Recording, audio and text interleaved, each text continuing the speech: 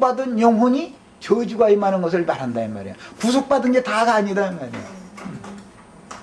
저주가 다시 얼마든지 임할 수 있다는 거예요. 이런 것이 기독교 교회는 너무 가려져 있어요. 이런 얘기하면 어떻게 한 번 구원받았는데 그럴 수가 있냐 이렇게 나와버린단 말이에요. 네, 한 번 구원받은 사람도 다시 뒤로 물러가서 믿음에서 떠나 뒤로 물러가서 침륜에 빠질 수도 있고 얼마든지 하나님의 대적자 노릇까지 할 수 있어요. 주님이 보낸 증인들을 십자가에다 못 박아놓고 현저히 욕보일 그런 짓까지 하고도 이것이 하나님을 섬기는 예라고 얼마든지 할 수 있어요. 이런 걸 아셔야 됩니다. 자, 호세아 4장 이제 다시 갑니다. 여호와께서 이 땅 거민과 쟁변하시나니 이 땅에는 진실도 없고 인애도 없고 하나님을 아는 지식도 없다 이렇게 시작이 됐는데 앞에서 2장 2절에서는 이 말씀드린 것처럼 이스라엘의 남은 자들 곧 암미와 루하마에게 네 어미와 쟁론하라고 하셨었는데 3장에서 다시 취한 선지자의 약혼녀마저도 우상숭배의 음행에 몰두하게 되니 다시는 그러니까 이제 유대인이나 이방인이나 모두가 다 하나님의 뜻을 거슬렸다 이 말이지요. 지금 구속을 다 받은 사람들인지라도 불구하고 그러니까 이제 저주가 임하는 얘기를 오늘 예언해 하는 거예요. 본문에 하나님께서 음녀가 된 이스라엘과 쟁변하시는 말씀은 이스라엘의 남은 자들이 우상숭배 신앙에 빠진 이스라엘과 쟁변하는 것의 실제이므로 이 단락의 결론 문제에서는 저기 저 밑에 내가 네 어미와 쟁변하리라 이렇게 돼 있죠. 그러니까 알고 보면은 네 어미를 멸하리라 결론 말씀에 그렇게 했잖아요. 네 어미를 멸한다 이렇게 표현을 했는데 이런 것은 계시록에서는 음녀의 딸들 그 음녀의 많은 물이 앉은 큰 음녀가 땅의 왕족들과 그 음녀의 딸들의 애미죠. 가증한 것들이 애미다 그랬어요.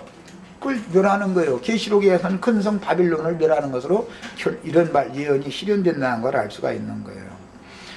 그 다음에 오늘 또 주 하나님은 해를 입은 한 이족의 여자가 낳은 이기는 자들을 통해서 또 이 말씀도 사람들이 참 성경을 코에다 걸면 코골이 귀에다 걸면 귀걸이라더니 뭐 안상홍이 마누라는 요즘에 나와가지고 지가 해를 입은 여자고 뭐 어머니 하나님이라고 한다고 참 나가 참 신기하고 어디 성경 구절 하나 이렇게 읽었다 하면 그게 저요. 왜 그런지 모르겠어. 또 그것이 또 믿어져 가지고 아멘 할렐루야 해가면서 그런 여자들 앞에서 그게 하나님이라고 하나님 한다는 것도 그건 유치원 애들한테 그렇게 하라고도 않을 거예요. 그런데 그게 그래도 좀 배운 것이 있다고 하는 뭐 변호사 뭐 이런 사람들 그 의사 뭐 이런 사람들이 거기에 두드러가다 그러니 나 참 그 사람들 그 저 헌금 좀 우리한테 좀 갖다가 좀 내주면 전두나만이어지 그 돈 가지고 신기하다 보면 안 믿을 건 그렇게 잘 믿어지는 것이 얼마나 신기해요 이것이요. 거짓말하는 신을 하나님 보내가지고 거짓 것이 믿어지게 만든다는 거예요. 그게 저주죠. 거짓 것을 믿는 자들을 싹스로 심판하는 것이 오늘 예언된 말씀이 응하는 거죠. 진리는 안 믿어지고 예수님의 말씀은 안 믿어지고 거짓 것만 자꾸 믿어져. 이거 사람 죽을 일이잖아 이게. 자, 그 다음에 오늘 또 주 하나님은 해를 입은 한 이족의 여자가 낳은 이기는 자들을 통해서 많은 무르에 앉은 큰 음녀와 쟁변하시는데 큰 음녀 교계의 7머리들과 진리의 증거로 영적 전쟁을 수행하여 가라지 무리와 섞인 주님의 백성들을 불러내요. 오늘 누가복음도 딱 마찬가지예요. 마지막 나팔을 불어서 예수님이 마지막 그 증거를 하시는 기간 동안에라도 예수님께 나와야 구원이죠. 거기 끝까지 거기에 안 나오고 그 원수의 단에 묶여있는 상태로 계속 남아있으면 결국은 그 성 불로 심판해 버릴 거죠 이제. 이건 너무 비밀스러운 거예요. 이게 하나님의 최종 결말이다 이거예요. 그 다음에 저희 주께서 예비하신 처소에 따로 있게 하고 불러낸 자들만 비밀스러운 양육을 하려는 것입니다. 예수님은 이 땅에 오셨을 때는 베다니에서 날마다 잔치해 가면서 거기에서 비밀스럽게 양육을 했죠. 유대교의 조직에 매였던 자들을 불러내 가지고 예수님이 밤에는 가서 그들과 잔치하는 거예요. 낮에는 가서 예루살렘에 가서 전쟁하는 거예요. 왜 그러는 거예요? 유대교 지도자들에게 묶여있는 자들 중에서 빼내가지고 베다니로 불러내가지고 거기서 비밀스럽게 양육하느라고 그러는 거 아니에요. 본문의 이 땅 거민은 역사적으로 본다면 혈통적인 유대인들에게 이방인들로 취급되고 흑암에 앉은 자들을 대표하는 팔레스타인 땅 북방의 갈릴리와 사마리아 지경의 북이스라엘 백성을 문자대로는 지금 그걸 가리키지만 성경에서 갈릴리 지경 사람들은 이방인을 대표하는 대표성을 갖는 겁니다. 그건 이미 그 3장 때 충분히 제가 말씀을 드렸어요. 자, 그 다음에 이 땅에는 이제 저주가 임하는 원인 중에는 첫째 진실이 없는 것 때문에, 두 번째는 인애가 없는 것, 그 다음에는 하나님을 아는 지식이 없는 것 때문에 이런 저주가 임했습니다. 자, 약혼 관계의 계약을 위반하여 파혼 지경에 이르게 한 이스라엘의 죄악의 그 원인들은 크게 세 가지인데, 진실이 없다는 거, 인애가 없다는 거, 하나님을 아는 지식이 없다는 거.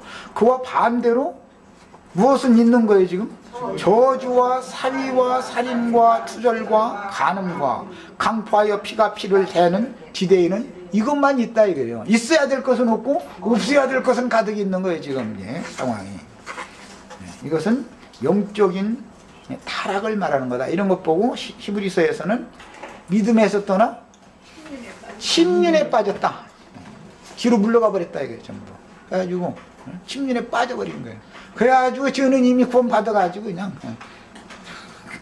그런데 속에서 양심에서는 이런 상태로는 도저히 이건 또 아닌 것 같기는 한데, 그래도 그냥 단번에 구속을 다 이룬 사실을 이제 믿자마자 구원 받았다고 세뇌를 시켜놨기 때문에 그것을 믿어야 되겠는데, 또 그것을 믿자니 양심 속에서는 너는 이 상태로는 너는 안 되는데, 이 소리는 들리지. 사람 죽는 거 이게 얼마나 혼돈이고 얼마나 공허하고 이게 얼마나 불안해요 이것이. 자, 그 다음에 진실 에메트라는 이 히브리어는 참으로라는 참이라는 뜻으로서 거짓과 대비되는 용어인데, 하나님의 속성, 하나님만이 진리죠. 그런데 아버지의 말씀이 진리고 말씀이 육신 되신 예수님이 진리고 진리의 성령이 진리죠. 말과 행동의 신실함, 하나님의 속성으로서 말과 행동의 신실함을 표현하는 말로서, 이는 곧 하나님과 맺은 혼인 언약의 내용에 충실하지 아니하는 이스라엘의 범죄에 대비하여 하나님만이 진실한 분이다. 하나님은 거짓이 없다.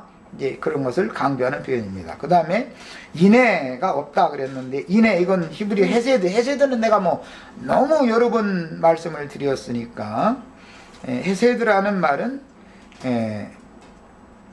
가장 높은 왕이 가장 그 나라에서 가장 낮고 천한 백성의 집에 와서 짐이 왔다 하고 이제 문을 두들기고 그 안에 있는 어떤 촌부가 나와서 하면은 오히려 그 촌부에게 허리를 굽힌다.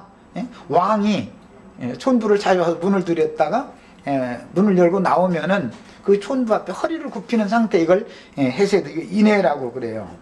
자, 이스라엘과 맺은 언약에 기초한 진리의 즉 진실한 참된 사랑이라는 뜻으로서, 하나님의 참된 사랑은 그 아들을 세상에 보내어서 죄인된 사람들에게 허리를 굽히게 한 거죠. 세리와 창조하고든 죄인들을 위해서 그들을 섬기는 자로 보냄을 받았잖아요 예수님이. 그것이 하나님의 인애다 말이에요. 이게 헤세드 히브리어로. 그게 하나님의 진리의 사랑이라고 그래요. 자, 그 다음에 하나님을 아는 지식, 다아트. 이 용어는 태초부터 스스로 계신 생명의 말씀, 여호와라는 용어는 태초부터 계신 스스로 계신 말씀을 말하는 거예요. 생명의 말씀. 그러니까